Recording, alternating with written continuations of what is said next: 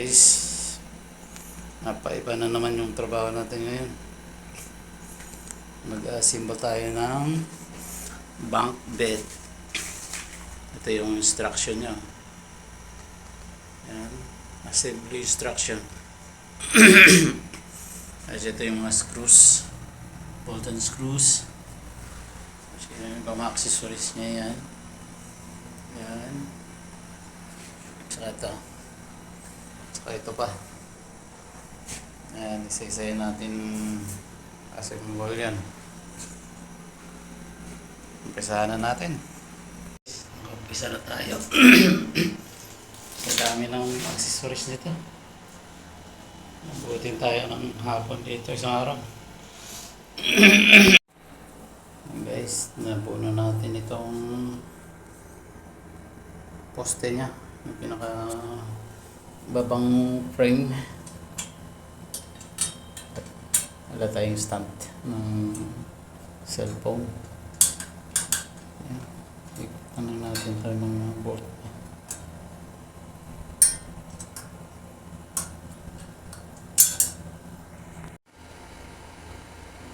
Yan guys, almost patapos na tayo.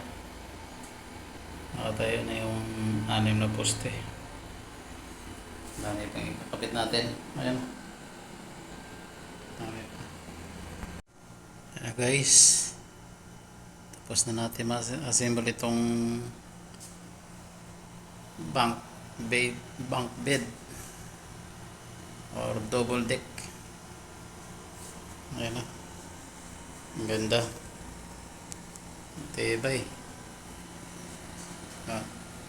Tibay.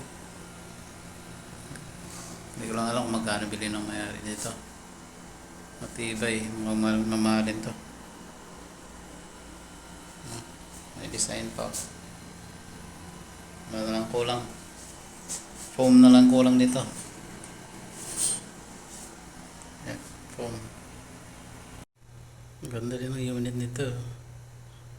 Dito sa Abida Towers sa New Manila. Galing, meron pang taas na. Wow. High ceiling siya. Tapos meron pa nga rin dyan.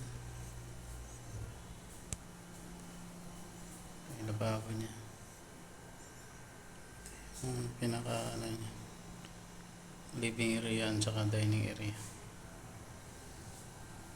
Kasi ito yung isang kwarto.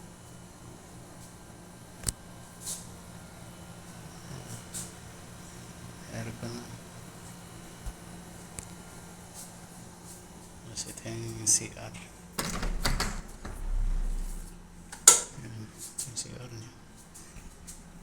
Tapos may shower din siya.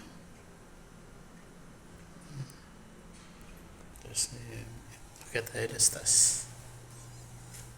Yung isang kwarto. May isang kwarto na ito. Destas. Yan. Isang kwarto na. Medyo malaki-laki ng konti. Tapos may aircon din. Yan. Ito. May closet. Ito. Pag dito sa taas, ito yung view pababa.